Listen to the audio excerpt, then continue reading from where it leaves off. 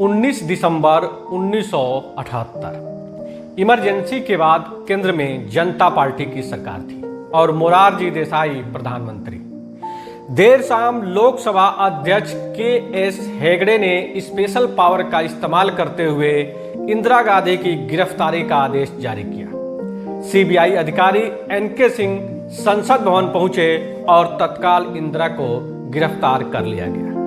अगले दिन यानी 20 दिसंबर को इंडियन एयरलाइंस के एक विमान ने लखनऊ से दिल्ली के लिए उड़ान भरी। थोड़ी देर बाद दो युवक अपनी सीट से उठे और अटेंडेंट से बोले, हमें पायलट से कुछ जरूरी बात करनी है। अटेंडेंट ने कॉकपिट खोलकर पायलट से जैसे ही कुछ पूछना चाहा, दोनों युवक जबरन अंदर घुस गए। एक युवक के हाथ में पिस्टल थी और दूसरे के हाथ में गोला। दोनों युवक ने पायलट से प्लेन को काठमांडू ले जाने के लिए कहा, पर पायलट इसके लिए तैयार नहीं हुआ। कुछ देर की बहस के बाद पायलट प्लेन को वाराणसी ले जाने के लिए तैयार हो गया। दोनों युवक नारा लगाने लगे, इंदिरा गांधी जिंदाबाद, संजय गांधी जिंदाबाद, इंदिरा गांधी को जेल से रिहा करो। प्लेन में उस वक्त 132 यात्री थे, ज्यादातर सहम गए। जैसे ही प्लेन ने वाराणसी में लैंड किया, मीडिया में आग की तरह यह खबर फैल गई। जब यूपी के मुख्यमंत्री रहे राम नरेश यादव, चीफ सेक्रेटरी और आईजी फौरन एयरपोर्ट पहुंचे। दोनों युवकों को गिरफ्तार कर लिया गया। इनके हाथ में नकली बंदूक थी और यात्री जिसे गोला समझ रहे थे वो क्रिकेट की बॉल थी। वीडियो में हम आगे जानेंगे कौन थे ये दोनों युवक और इसके बदले में कांग्रेस ने इनको क्या इनाम दिया था। तब तक एक और कहानी सुनिए और हाँ, इस वीडियो को लाइक जरूर कीजिए और चैनल को सब्सक्राइब भी कर लीजिए।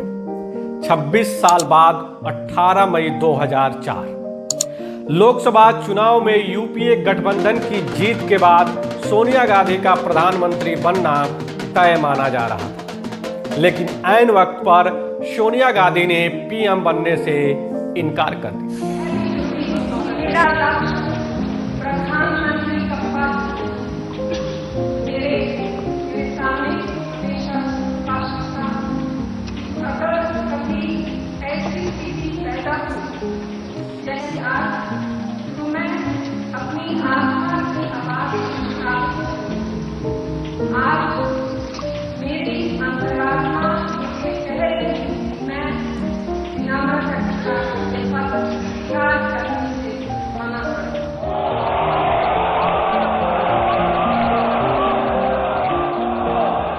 दिल्ली में कांग्रेस दफ्तर के बाहर समर्थकों की भीड़ उमड़ पड़ी। सोनिया गांधी जिंदाबाद के नारे लग गए। जब समर्थकों को पता चला कि सोनिया ने प्रधानमंत्री बनने से इनकार कर दिया है तो वे प्रदर्शन करने लगे। इसी बीच एक कांग्रेसी नेता कार के ऊपर चढ़ गया, अपनी कनपटी पर पिस्टल सटाकर कहने लगा कि सोनिया गांधी प्रधानमंत्री नहीं बनती तो वह गोली मारकर खुदकुशी कर लेगा। कौन थे ये नेता और क्या हुआ इनका, आगे के वीडियो में इनके बारे में भी जानेंगे। तब तक पूरी कहानी आइए सुनाते हैं विस्तार से। ये दोनों किस्से बताते हैं कि कांग्रेस में गांधी परिवार का किस हद तक वर्चस्व रहा है। आज का सत्य प्रश्न है, क्या गांधी परिवार के बिना कांग्रेस जिंदा नहीं रह सकती? आइए जानते हैं। 1960 के दशक की बात है। कांग्रेस के भीतर ताकतवर नेताओं का एक ग्रुप हुआ करता था जिसे मीडिया ने सिंडिकेट नाम दिया था।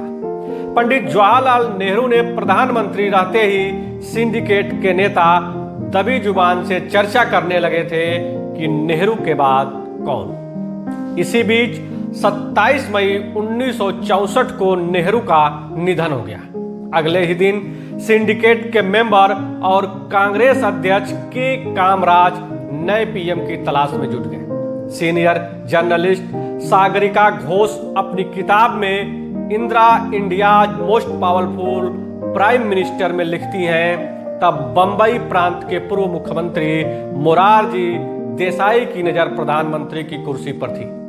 नेहरू के बाद सीनियरिटी में उनका नंबर भी था, लेकिन सिंडिकेट के नेताओं को लगता था कि मोरारजी प्रधानमंत्री बने तो उनका वर्चस्व खत्म हो जाएगा। इंदिरा गांधी भी पीएम पद की दावेदार थी, लेकिन उन्होंने कहा कि अभी मैं तैयार नहीं हूं, क्योंकि इंदिरा भी मोरारजी को पसंद नहीं करती थी। इसलिए उन्होंने लाल बहादुर शास्त्री का नाम आगे बढ़ाया।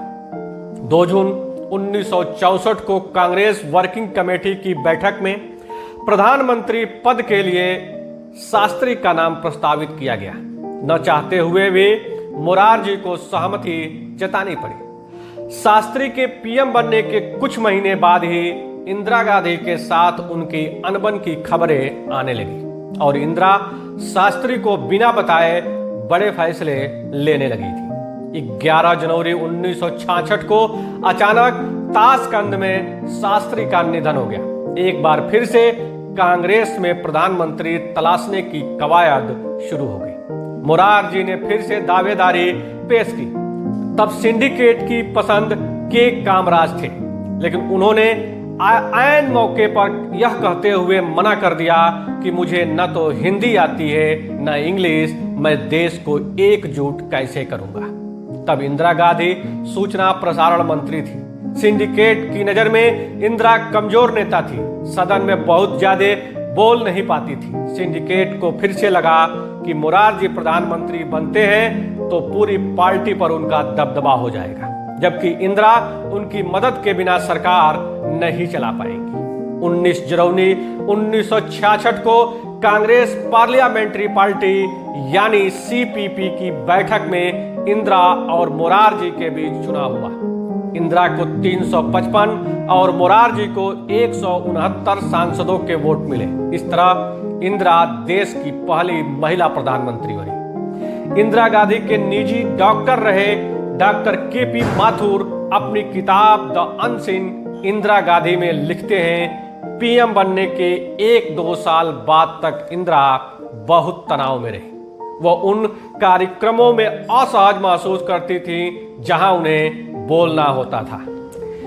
इस नर्वसनेस की वजह से उनका पेट गड़बड़ हो जाता था, सिर में दर्द होने लगता था।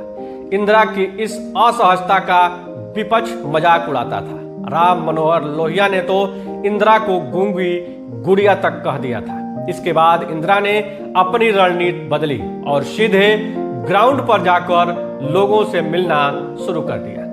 देश में अलग अलग जगह पर इंदिरा गई। इंदिरा गांधी की इस रणनीति से सिंडिकेट खुश नहीं था। 1967 में लोकसभा चुनाव हुए। कांग्रेस बहुमत हासिल करने में कामयाब रही, लेकिन के कामराज, के बी सहाय जैसे कई गद्दावर नेता हार गए। तब कांग्रेस को 283 सीटें मिली, जो 1952 के लोकसभा चुनाव के बाद सबसे कम थी। पंजाब, राजस्थान, दिल्ली, उत्तर प्रदेश, बिहार, केरल, मद्रास, उड़ीसा, पश्चिम बंगाल जैसे राज्यों में पार्टी के हाथ से सत्ता फिसल गई। मार्च 1967 में इंदिरा गांधी दूसरी बार प्रधानमंत्री बनी। मोरारजी को उन्होंने डिप्टी प्राइम मिनिस्टर बनाया। हालांकि मोरारजी को इंदिरा की लीडरशिप में काम करना अखरता था। वक्त के साथ दोनों के बीच मतभेद भी शुरू हो गए। 16 जुलाई 1969 को इंदिरा गांधी ने मोरारजी देसाई को अपनी कैबिनेट से निकाल दिया। 3 दिन बाद यानी 19 जुलाई को 14 बैंकों का राष्ट्रीयकरण कर दिया गया। इस पर सिंडिकेट खासा नाराज हुआ। पार्टी के भीतर इंदिरा के खिलाफ बगावत के सुर उठने लगे। इसी साल जाकिर हुसैन के निधन के बाद सिंडिकेट ग्रुप तत्कालीन लोकसभा स्पीकर नीलम संजीव रेड्डी को राष्ट्रपति बनाना चाहता था, लेकिन इंदिरा की पसंद पीबी गिरी थे। इंदिरा के विरोध के बावजूद कांग्रेस ने संजीव रेड्डी को राष्ट्रपति का उम्मीदवार बनाया। इधर इंदिरा के कहने पर तत्कालीन उपराष्ट्रपति वीवी गिरी इस्तीफा देकर निर्दलीय मैदान में उतर गए। संजीव रेड्डी के लिए कामराज और कांग्रेस अध्यक्ष निजलिंगप्पा जैसे बड़े नेता प्रचार में जुटे। इंदिरा गांधी आधे अधूरे मन से मीटिंग में तो जा रही थी, लेकिन उनके दिमाग में कुछ और ही चल रहा था। वोटिंग से एक दिन पहले कांग्रेस अध्यक्ष ने रेड्डी के पक्ष में मतदान के लिए व्हिप जारी की। इधर इंदिरा गांधी ने सांसदों और विधायकों से अंतरात्मा की आवाज पर वोट डालने की अपील कर दी। सिंडिकेट के उम्मीदवार रेड्डी चुनाव हार गए और वीवी गिरी राष्ट्रपति बने। बस यहीं से सिंडिकेट ने इंदिरा को हटाने का मन बना लिया। 12 नवंबर 1969 पंडित जवाहरलाल नेहरू की बर्थ एनिवर्सरी से 2 दिन पहले की बात है। कांग्रेस वर्किंग कमेटी ने एक बैठक बुलाई। 3 घंटे की मीटिंग के बाद 21 में से 11 सदस्यों की सहमति से प्रधानमंत्री इंदिरा गांधी को पार्टी से निकाल दिया गया। इंदिरा गांधी ने कमेटी का फैसला नहीं माना और अगले दिन एक बैठक बुलाई, लेकिन कांग्रेस अध्यक्ष निजलिंगप्पा कामराज और मोरारजी देसाई ने बैठक का बहिष्कार कर दिया। इसके बाद कांग्रेस टूट गई। इंदिरा गांधी ने कांग्रेस रिक्विजिशनिस्ट याचक यानी कांग्रेस आर बनाया और दूसरा धड़ा कांग्रेस ऑर्गेनाइजेशन यानी कांग्रेस ओ हो गया। दिसंबर 1970 में इंदिरा ने लोकसभा भंग कर दी। फरवरी 1971 में लोकसभा चुनाव हुए। कांग्रेस ओ ने जनसंघ, एसएसपी, पीएसपी, स्वतंत्र पार्टी और भारतीय क्रांति दल के साथ मिलकर महागठबंधन बनाया। दूसरी तरफ सीपीआई इंदिरा सीपीआई के साथ मिलकर चुनाव में उतरी। उस चुनाव में इंदिरा ने नारा दिया, वे कहते हैं इंदिरा हटाओ और मेरा मकसद है गरीबी हटाओ। कहा था कि पार्टी में टूट के बाद इंदिरा कमजोर हो गई है, लेकिन नतीजों ने सबको चौंका दिया। इंदिरा की कांग्रेस को 352 सीट मिली और कांग्रेस वो 16 वोटों पर सिमट गई। 5 साल के भीतर इंदिरा तीसरी बार प्रधानमंत्री बनी। 1971 में ही इंदिरा ने बांग्लादेश को पाकिस्तान से मुक्त कराई और अगले साल यानी 1972 में लगभग सभी विधानसभा चुनावों में जीत हासिल की। 12 जून 1975 करप्शन के आरोप में इलाहाबाद हाई कोर्ट ने इंदिरा गांधी की लोकसभा सदस्यता रद्द कर दी। 6 साल तक उन्हें चुनाव लड़ने के लिए अयोग्य घोषित कर दिया गया। इसके बाद 25 जून को इंदिरा गांधी ने देश भर में इमरजेंसी लगा दी। मैं आपको ये विश्वास दिलाना चाहती हूँ कि इस नए आपातकाल की घोषणा से कानून प्रिय नागरिकों के अधिकारों पर किसी प्रकार से असर नहीं पड़ेगा। मुझे विश्वास है कि आंतरिक स्थिति में तेजी से सुधार होगा, जिससे हम जल्द से जल्द इस घोषणा को समाप्त कर सकेंगे। भारत के सभी हिस्सों तथा जनता के सभी वर्गों की सद्भावना संदेशों के लिए मैं अत्यंत आभारी हूँ। इमरजेंसी लगा दी। कहा जाता है कि इमरजेंसी लगाने की सलाह इंदिरा को उनके बेटे संजय गांधी ने दी थी। तब संजय का कांग्रेस में अच्छा खासा दबदबा हो गया है। इतिहासकार रामचंद्र गुहा एक आर्टिकल में लिखते हैं कि 1975 में इंदिरा ने संजय गांधी को राजनीतिक वारिस बनाया। इसके बाद से कांग्रेस पार्टी एक फैमिली फर्म बन गई। पार्टी पर गांधी परिवार हावी हो गया। पत्रकार वीर सांघवी को एक दिए इंटरव्यू में पूर्व पीएम इंद्र कुमार गुजराल ने बताया था कि मुझे प्राइम मिनिस्टर हाउस से फोन आया कि प्रधानमंत्री आपसे मिलना चाहती हैं। सुबह 10 से 11 के बीच में वहां पहुंचा। तब तक प्रधानमंत्री दफ्तर के लिए निकल चुकी। मैं जब बाहर आने लगा तो सामने संजय गांधी देखा। उस दिन उनका मूड खराब था, क्योंकि आकाशवाणी के एक चैनल ने इंदिरा गांधी की स्पीच टेलीकास्ट नहीं की थी। संजय ने झल्लाते हुए कहा, देखिए ऐसे नहीं चलेगा। गुजराल ने जवाब दिया, देखिए जब तक मैं हूं ऐसा ही चलेगा। आपको बात करनी है तो थोड़ा सलीका सीखिए।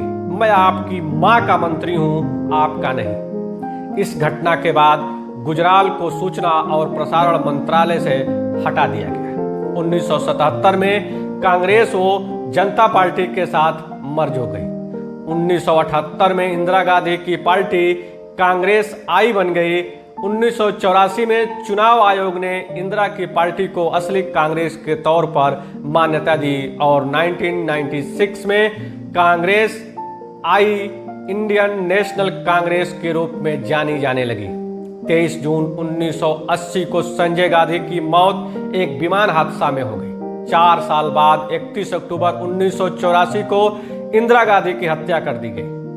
इंदिरा के निधन के बाद कांग्रेस में प्रणब मुखर्जी, पीवी नरसिम्हा राव जैसे कई नेता प्रधानमंत्री के मजबूत दावेदार थे, लेकिन एक बार फिर से कांग्रेस गांधी परिवार के हिस्से आई। 31 अक्टूबर को ही इंदिरा गांधी के दूसरे बेटे राजीव गांधी को प्रधानमंत्री पद की शपथ दिला दी गई। 1984 लोकसभा चुनाव में कांग्रेस को 414 सीटें मिली। राजीव गांधी फिर से प्रधानमंत्री बने, लेकिन अगले चुनाव में कांग्रेस की करारी हार हुई। केंद्र के साथ साथ कांग्रेस के हाथ से यूपी भी फिसल गया। उसके बाद कांग्रेस को कभी लोकसभा चुनाव में बहुमत नहीं मिला। यूपी में भी कांग्रेस की कभी वापसी नहीं हो पाई। 21 मई 1991 को राजीव गांधी की हत्या हो गई। तब केंद्र में समाजवादी जनता पार्टी की सरकार थी। सोनिया गांधी उस वक्त राजनीति से दूर थी। राहुल गांधी 21 साल के और प्रियंका 19 साल की थी। पूर्व विदेश मंत्री नटवर सिंह अपनी किताब one life is not enough में लिखते हैं कि राजीव गांधी की हत्या के बाद कांग्रेस अध्यक्ष और पीएम बनने की होड़ में सोनिया गांधी, अर्जुन सिंह, एनडी तिवारी, शरद पवार और माधवराव सिंधिया जैसे नेता थी, लेकिन सोनिया ने राजनीति में आने से ही इनकार कर दिया। 1996 के लोकसभा चुनाव में कांग्रेस केवल 140 सीटें ही जीत पाई। कई पुराने लोग पार्टी छोड़कर जा रहे। इसी बीच दिग्विजय सिंह ने सोनिया से कहा कि सीताराम केसरी के अध्यक्ष रहते कांग्रेस 100 सीटें भी नहीं जीत पाएगी। इसके बाद केसरी को अध्यक्ष पद से हटाने की रणनीति बनने लगी। वरिष्ठ पत्रकार रशीद किदवई बताते हैं कि 1998 के आम चुनाव में ऐसा पहली बार हुआ कि कांग्रेस अध्यक्ष को चुनाव प्रचार से दूर रखा गया। सीताराम केसरी किसी भी राज्य, यहां तक कि खुद के बिहार में भी प्रचार के लिए नहीं गए, जबकि सोनिया गांधी ने 130 सभाएं की। इसके बावजूद कांग्रेस ने अपनी पारंपरिक वोट सीट अमेठी गंवा दी। अर्जुन सिंह और नारायण दत्त तिवारी जैसे नेता हार गए। तब कांग्रेस को 142 सीटें मिली, लेकिन हार का ठिकरा सोनिया गांधी के वफादारों ने केसरी के ऊपर फोड़ दिया। 14 मार्च 1998 को सुबह 11 बजे कांग्रेस वर्किंग कमेटी यानी CWC की बैठक हुई। प्रणब मुखर्जी ने केसरी की सेवाओं के लिए उन्हें धन्यवाद दिया और सोनिया गांधी को नया अध्यक्ष बनाने का प्रस्ताव पेश किया। इतना सुनते ही केसरी गुस्से में मीटिंग छोड़कर चले गए। सोनिया गांधी की अध्यक्षता में 1999 के लोकसभा चुनाव में कांग्रेस की हार हुई, लेकिन 2004 में यूपीए गठबंधन को बहुमत मिला। सोनिया का पीएम बनना लगभग तय था। तब विदेशी मूल का मुद्दा गरमाया हुआ था। सुषमा स्वराज ने तो यहां तक कह दिया था कि सोनिया गांधी प्रधानमंत्री बनती हैं तो वो अपना सिर मुड़वा ले। बीजेपी के साथ साथ दूसरे विपक्षी दल भी विदेशी बहू का मुद्दा उठा रही थी। आखिरकार गांधी परिवार को अपनी लिगेसी से समझौता करना पड़ा और मनमोहन सिंह प्रधानमंत्री बने। हालांकि कांग्रेस की इंटरनल पावर गांधी परिवार के पास ही रही। 2009 के चुनाव में भी सरकार का चेहरा मनमोहन सिंह थे, लेकिन पार्टी की कमान सोनिया गांधी के पास रही। 2014 लोकसभा चुनाव में रिकॉर्ड सीटें जीतकर नरेंद्र मोदी प्रधानमंत्री बने। कांग्रेस को महज 46 सीटें मिली, आजादी के बाद सबसे कम। इस हार के बाद कांग्रेस के साथ साथ गांधी परिवार पर भी सवाल उठने लगे, क्योंकि तब सोनिया गांधी कांग्रेस अध्यक्ष थीं और राहुल गांधी वाइस प्रेसिडेंट। 2017 के अंत में राहुल गांधी को कांग्रेस अध्यक्ष बनाया गया, लेकिन 2019 लोकसभा चुनाव में भी कांग्रेस बुरी तरह हार गई। उसे सिर्फ 56 सीटें ही मिली। राहुल गांधी अपनी पारंपरिक सीट अमेठी से चुनाव हार गए। 12 और 5 केंद्र शासित राज्यों में कांग्रेस का खाता तक नहीं खुला। लगातार 2 बड़ी हार के बाद कांग्रेस के साथ साथ गांधी परिवार के अस्तित्व पर भी सवाल उठने लगे। कहा जाने लगा कि कांग्रेस को जिंदा रखना है तो गांधी परिवार को लीडरशिप से अलग करना पड़ेगा। जुलाई 2012 में राहुल गांधी ने कांग्रेस अध्यक्ष पद से इस्तीफा दे दिया। सियासी गलियारों में कयास लगने लगे कि कोई गैर गांधी परिवार का कांग्रेसी अध्यक्ष बनेगा, लेकिन ऐन वक्त पर सोनिया गांधी को अंतरिम अध्यक्ष बना दिया गया। सितंबर 2022 में राहुल गांधी ने भारत जोड़ो यात्रा की शुरुआत की और अक्टूबर 2022 में मल्लिकार्जुन खड़गे को कांग्रेस अध्यक्ष चुना गया। करीब 24 साल बाद कोई गैर कांग्रेसी परिवार से कांग्रेस अध्यक्ष बना। इसके बाद राहुल गांधी ने खुद को काफी रिवाइव किया। हिमाचल प्रदेश, कर्नाटक और तेलंगाना में कांग्रेस की सरकार बनी। इन चुनावों में कांग्रेस के अध्यक्ष भले ही खड़गे रहे, लेकिन पार्टी का चेहरा राहुल गांधी ही थे। आजादी के बाद देश में 17 लोकसभा चुनाव हुए। इनमें से 15 चुनावों में कांग्रेस नेहरू गांधी परिवार के अध्यक्ष या पीएम रहते लड़ी है। 10 चुनावों में पार्टी को जीत मिली और 5 में हार। गैर गांधी परिवार के अध्यक्ष या पीएम रहते कांग्रेस सिर्फ 2 बार लोकसभा चुनाव लड़ी है और दोनों चुनावों में पार्टी को हार मिली। आजादी के बाद 44 सालों तक कांग्रेस अध्यक्ष गांधी परिवार से रहा, जबकि 28 साल तक गैर गांधी परिवार से कांग्रेस अध्यक्ष रहा। कांग्रेस अब तक 23 बार टूटी है। इनमें से 20 बार गांधी परिवार के अध्यक्ष या पीएम रहते हैं। अब तक देश में कांग्रेस के 5 प्रधानमंत्री बने हैं। इनमें से 3 गांधी परिवार से रहे। करीब 38 साल तक प्रधानमंत्री की कुर्सी पर गांधी परिवार का कब्जा रहा। कांग्रेस के लिए गांधी परिवार मजबूरी क्यों है? 4 बड़ी वजह। पहला, हर गांधी अगले गांधी के लिए रास्ता बनाता गया।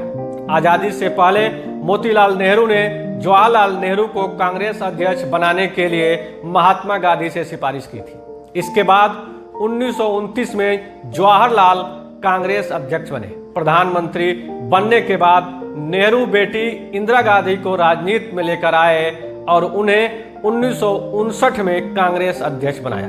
इंदिरा गांधी ने पहले संजय गांधी को अपना राजनीतिक वारिस बनाया और फिर संजय के निधन के बाद राजीव गांधी राजनीति में आए। 1984 में इंदिरा की हत्या के बाद राजीव प्रधानमंत्री बने और अगले ही साल पार्टी की कमान भी अपने ही हाथों में ले ली। राजीव की मौत के बाद कुछ सालों के लिए सत्ता और पार्टी की कमान गांधी परिवार से दूर रही, लेकिन फिर सोनिया गांधी ने अध्यक्ष बनने के बाद राहुल गांधी के लिए रास्ता बनाया। अब राहुल गांधी ही पार्टी का चेहरा है। साथ ही प्रियंका गांधी भी हर बड़े कार्यक्रम और फैसलों में शामिल हो रही हैं। दूसरा, गांधी परिवार की लेगेसी। कांग्रेस में आजादी के पहले से ही नेहरू गांधी परिवार की अहम भूमिका रही है। मोतीलाल नेहरू, जवाहरलाल नेहरू और इंदिरा तीनों आजादी के आंदोलन में शामिल रहे और जेल गए। आजादी के बाद 3 प्रधानमंत्री गांधी परिवार से हुए। देश को आगे ले जाने और कई बड़ी योजनाओं से नेहरू गांधी परिवार का नाम जुड़ा रहा है। इसके अलावा इंदिरा और राजीव की शहादत भी हुई, जिसका जिक्र अक्सर सोनिया और राहुल करते रहते हैं। तीसरा, गांधी परिवार ही पार्टी को एकजुट रख सकता है। इतिहासकार रामचंद्र गुहा एक आर्टिकल में लिखते हैं कि कांग्रेस में गांधी परिवार ही है जिसकी अपील देश भर में सुनी जाती है। गांधी परिवार नहीं रहेगा तो कांग्रेस बिखर जाएगी। नेता अपनी व्यक्तिगत महत्वाकांक्षाओं और झगड़ों के लिए पार्टी को तोड़ देंगे। कांग्रेस के नेताओं को अभी भी यकीन है कि जैसे नेहरू और इंदिरा ने कमबैक किया था, वैसे ही राहुल गांधी कमबैक करेंगे और पार्टी चुनाव जीतेगी। चौथा, गांधी परिवार कांग्रेस में गांधी परिवार कांग्रेस में अभेद्य है। कांग्रेस पार्टी का हर फैसला 10 जनपद से ही होता है। शायद गांधी परिवार या उनके करीबियों का ही पार्टी के फंड पर कंट्रोल है। इसलिए लगातार हार के बाद भी कांग्रेस में गांधी परिवार अभेद्य बना हुआ है। कांग्रेस कई बार टूटी है, लेकिन असली कांग्रेस हमेशा गांधी परिवार के पास ही रही। 2024 लोकसभा चुनाव में कांग्रेस इंडिया अलायंस के साथ चुनाव लड़ रही है। इस चुनाव से पहले राहुल गांधी ने देश भर में 2 बार भारत यात्रा निकाला है। दुनिया में पार्टी का चेहरा भी राहुल गांधी ही रहे हैं। हर बड़े फैसलों में उनकी भूमिका अहम होती है। कांग्रेस के सोशल मीडिया का चेहरा भी राहुल गांधी ही है। कांग्रेस की वेबसाइट पर भी राहुल गांधी ही चेहरा है। इतना ही नहीं, विपक्ष के निशाने पर भी राहुल गांधी ही है। ये चुनाव गांधी परिवार के लिए करो या मरो का चुनाव है। अगर इस सीट पर कांग्रेस की जीत नहीं बढ़ती है तो एक बार फिर से गांधी परिवार पर सवाल उठने लगेंगे। और हाँ, वो जो दो युवक जिन्होंने जहाज हाईजैक किया था, एक युवक का नाम भोलानाथ पांडे और दूसरे का नाम देवेंद्र नाथ पांडे थे। बाद में दोनों को कांग्रेस पार्टी की तरफ से टिकट मिला और वे विधायक बने। और सोनिया गांधी को प्रधानमंत्री बनाने के लिए अपनी कनपटी पर बंदूक रखने वाले नेता का नाम गंगाचरण राजपूत था, जो बाद में बीजेपी में शामिल हो गए। तो आज बस इतना ही। मिलते हैं सत्य प्रश्न में अगले एपिसोड में। तब तक के लिए नमस्कार, जय हिंद, वंदे मातरम।